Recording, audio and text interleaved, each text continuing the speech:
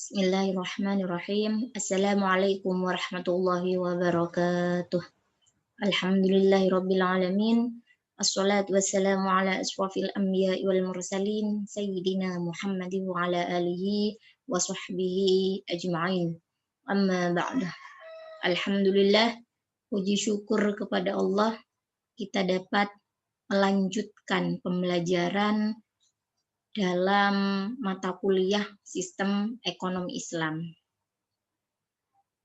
Dalam kesempatan kali ini, kita akan membahas tentang sistem ekonomi campuran. Mulai bagaimana definisi dari sistem ekonomi campuran, lalu ciri-ciri dari sistem ekonomi campuran, kelebihan serta kelemahan dari sistem ekonomi campuran, dan yang terakhir, negara mana saja yang menganut sistem ekonomi campuran. Baik mahasiswa dan mahasiswi yang dirahmati oleh Allah, sistem ekonomi campuran merupakan sistem ekonomi yang menggabungkan lebih dari satu aspek sistem ekonomi campuran. Dalam sistem ekonomi campuran juga didefinisikan sistem ekonomi yang diwarnai oleh swasta dan pemerintah. Sistem ekonomi ini juga merupakan penggabungan antara mekanisme pasar dengan campur tangan pemerintah. Dalam sistem ekonomi campuran memfokuskan pada terjadinya penyelesaian permasalahan produksi dan pertukaran sumber daya, barang, serta jasa. Sistem ekonomi campuran merupakan sistem ekonomi pasar dan terpusat. Artinya, di mana pemerintah dan swasta saling berinteraksi dalam memecahkan masalah ekonomi. Lalu, apa saja ciri-ciri dari sistem ekonomi campuran? Yang pertama, pemerintah aktif dalam sistem atau dalam kegiatan ekonomi. Yang kedua, rencana perekonomian ditetapkan oleh pemerintah yang berlaku kepada pihak swasta. Jadi rencana perekonomiannya meskipun ditetapkan oleh pemerintah, namun juga berlaku kepada pihak swasta.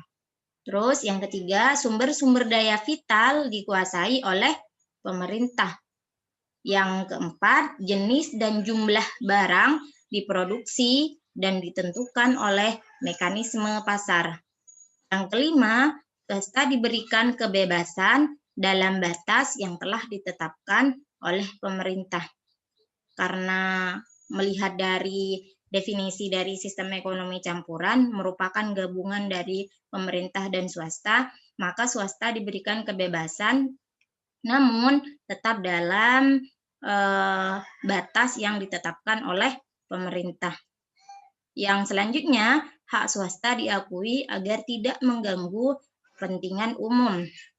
Terus poin ke-7, timbulnya persaingan dengan kontrol langsung dari pemerintah. Jadi kontrol langsung pemerintah itu gunanya mencegah adanya timbulnya persaingan. Terus poin selanjutnya, campur tangan pemerintah dalam kegiatan ekonomi yang terjadi di pasar. Jadi campur tangan pemerintah terjadi dalam kegiatan ekonomi yang terjadi di pasar. Pemerintah menyusun perencanaan, peraturan, dan penetapan kebijakan di bidang ekonomi. Yang terakhir, peran pemerintah dan peran swasta sama. Lalu, apa saja kelemahan serta kelebihan dari sistem ekonomi campuran ini?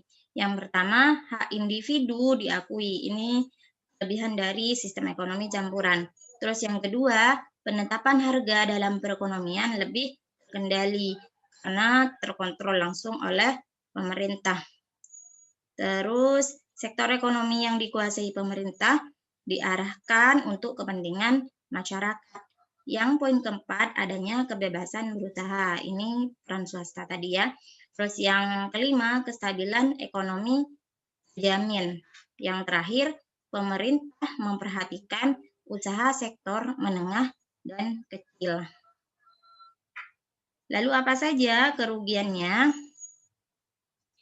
Yang pertama, beban pemerintah lebih berat dari swasta. Yang kedua adalah pihak swasta kurang memaksimalkan keuntungannya. Lalu ada juga kelemahan atau kerugian dari sistem ekonomi campuran. Meskipun pemerintah berperan aktif dalam perekonomian, tetapi tetap saja masalah ekonomi itu terjadi, seperti inflasi, pengangguran, dan lainnya. Lalu pembatasan sumber produksi yang dimiliki oleh pemerintah serta swasta sulit ditentukan.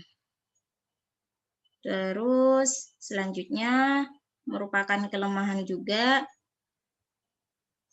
Terakhir adalah pemerataan pendapatan cukup sulit untuk diwujudkan. Itu beberapa kelemahan serta kelebihan dari sistem ekonomi campuran.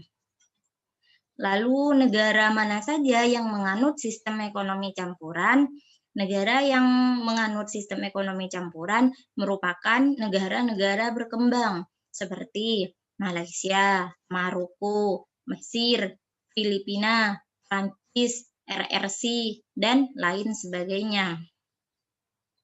Dapat disimpulkan bahwasannya keberhasilan sistem ekonomi campuran bergantung pada integritas dukungan pemerintah dan segmen sosial terkait prinsip-prinsip etika, empati, dan penghormatan terhadap hak individu dan minoritas. Tanpa dukungan semacam itu, sistem ekonomi campuran dapat berubah menjadi sistem pemerintahan koersif yang dimanipulasi oleh para pemangku kepentingan yang mendominasi. Mungkin hanya ini yang bisa kami sampaikan. Semoga barokah. Akhirul kalam. Assalamualaikum warahmatullahi wabarakatuh.